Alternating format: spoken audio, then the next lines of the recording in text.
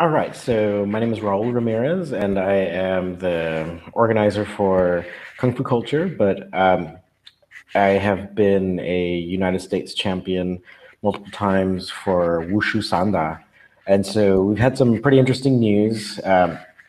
What happened is ONE FC, the largest MMA promotion in Asia, just released a list of the martial arts that they believe are most effective for MMA. And so Wushu Sanda, or the Chinese kickboxing, made the list. It was actually one of the top four styles. So the four styles they mentioned were Brazilian Jiu Jitsu, Muay Thai, wrestling, like collegiate folk style and freestyle wrestling, and Wushu Sanda. So the thing is, this is really significant for ONE FC to release this list because they are actually the owners are really pro Muay Thai and Brazilian Jiu Jitsu. Uh, so I think this is also really good for wrestling as well, but particularly significant for Wushu Sanda because it is really a great style that a lot of people outside of China have no clue that it even exists. So um, for it to even be listed is quite significant.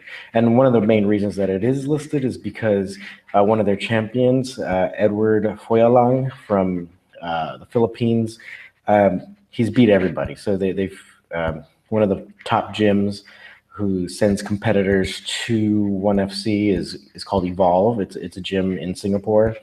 They bring in a lot of champions from around the world to compete in ONE FC events, and Edward has been able to beat them. So if people who are champions of Brazilian Jiu Jitsu or Muay Thai, Edward's able to use his Chinese kickboxing ability to beat them all. So um, that is one of I think the main reasons why people are starting to recognize the ability of Wushu Sanda, or I'll just call it Sanda because it's just easier to say Sanda for now on. Um, okay, so one of the main things, or like, what is it for people who don't know? It's Chinese kickboxing. So Chinese kickboxing has all the punches and kicks and knee strikes, but it also has an emphasis on wrestling. So there are quite a lot of sophisticated takedowns, plus really fast takedowns. So in Chinese, they're actually called fast takedowns. So a lot of takedowns and throws to counter a lot of strikes. Also, when you're closing, when you're clinched up, there's a lot of takedowns, a lot of slams. So this style in particular, it evolved in China because a lot of the traditional Chinese kung fu styles have a lot of takedowns. So it's always been part of the culture to like when you're sparring or fighting to get a takedown. So when they developed their sport kickboxing style, they naturally incorporated that. So it was like a really good synthesis of kickboxing and wrestling. So wrestling takedowns at least. So in some of the competition, if someone gets taken down or slammed, the two competitors are allowed to get back up and they reset from standing. So that's why it's still considered mostly a kickboxing style. Um, but it's still different from these other like more well-known styles like Muay Thai or even here in the West, a lot of people have heard about karate and stuff. So like Shotokan karate, which is like this full contact karate style, it's definitely more based on striking. Same thing with Muay Thai. So even though they'll have some takedowns, it's just nowhere near as sophisticated as Wushu Sanda. I think this is really a significant moment for Sanda. I think people have to really seize this moment to for say like for fans or practitioners to really show that we've been validated. So a lot more people are learning, or at least they cannot deny how great the style is. So, and especially for this style to be recognized by an organization that really loves these other styles, Brazilian Jiu-Jitsu and Muay Thai. The other note I'd like to mention is, in my personal opinion, Sanda is really ideally fitted or to mix with wrestling. I think, and in particular, catch as catch can wrestling. So that's the other thing that I teach. Catch wrestling has all the wrestling fundamentals that you might find of a wrestler, who does folk style or freestyle wrestling.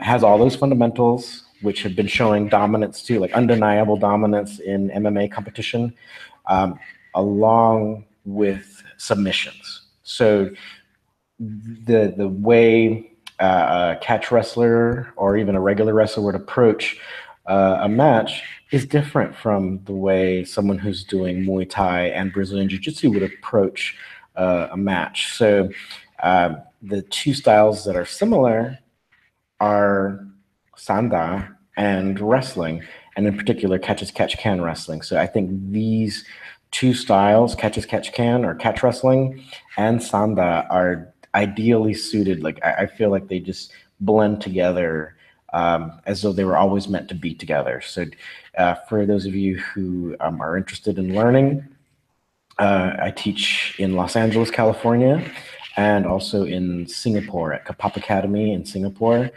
We run seminars all the time and classes for catch wrestling, also for Sanda. To take advantage, learn one of the most dominant styles and most effective self-defense styles that you could ever learn. Like, even though Sanda is still a sport, or at least the version you'll see in MMA competition and in kickboxing competition, that's the sport version.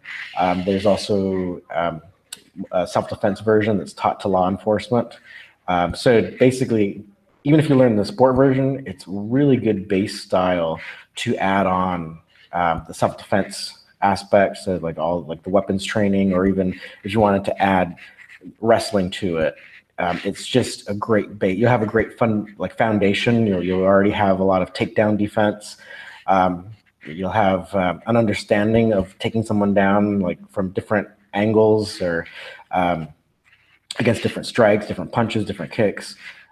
So I think this is great news that, like I said, an organization that isn't necessarily pro Sanda is like they have to recognize it. So, all right. Well, thanks for listening.